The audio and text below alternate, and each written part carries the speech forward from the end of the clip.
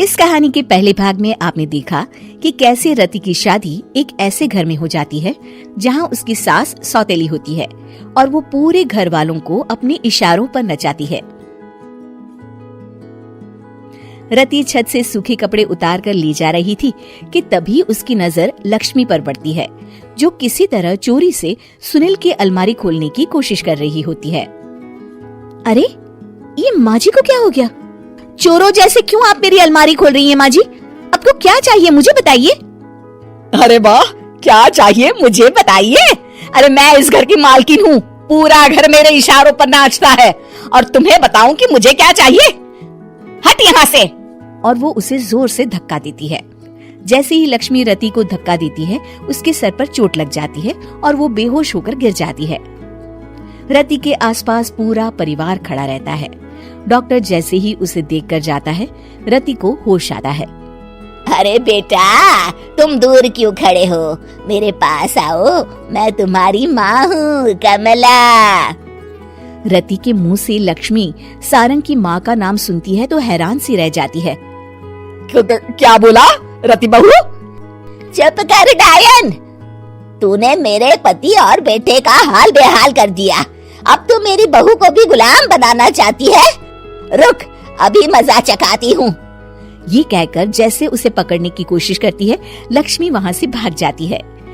लक्ष्मी के जाने के बाद रति अपने ससुर और पति की तरफ देखकर मुस्कुरा देती है। दोनों समझ जाते हैं कि ये रति की चाल है। अगली सुबह लक्ष्मी का पति खाना लेकर खेत में जाने के लिए निकल ही रहा होता है कि लक्ष्मी उसे रोक देती है। अरे कहाँ चल दिए खाना लेकर? आज घर का काम कौन करेगा? तभी पीछे से रति आ जाती है और जोर से चिल्लाती है। कौन इनको काम पर जाने से रोक रहा है? मैं अभी उसे मजा चखाती हूँ। जैसे ही रति लक्ष्मी की तरफ बढ़ती है, लक्ष्मी घबरा जाती है। मैं तो मजाक कर रही थी बहन, आखिर मैं कौन होती हूँ रोकने वाली? मैं तो बस ये पूछ रही थी कि घर का काम कौन करेगा? कौन क्या?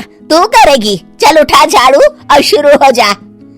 लक्ष्मी पूरे घर में झाड़ू पोछा लगा रही होती है कि अचानक सामने सारंग खड़ा हो जाता है।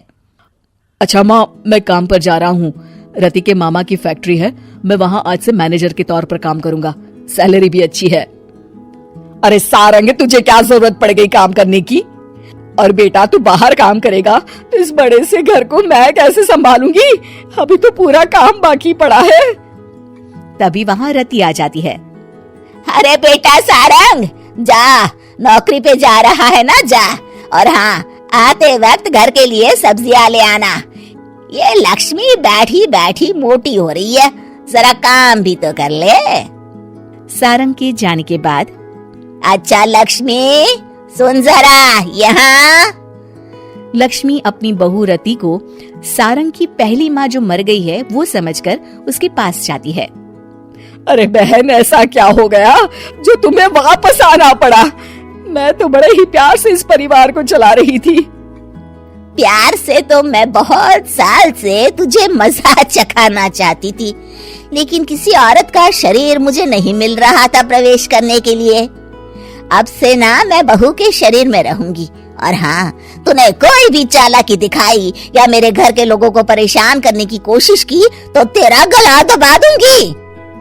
लक्ष्मी रति के मुंह से ये सुनकर डर जाती है और शाम को अपने बेटे और पति के सामने जाकर कहती है, तुम दोनों मुझे माफ कर दो, मैं अब तुम दोनों को कभी परेशान नहीं करूंगी।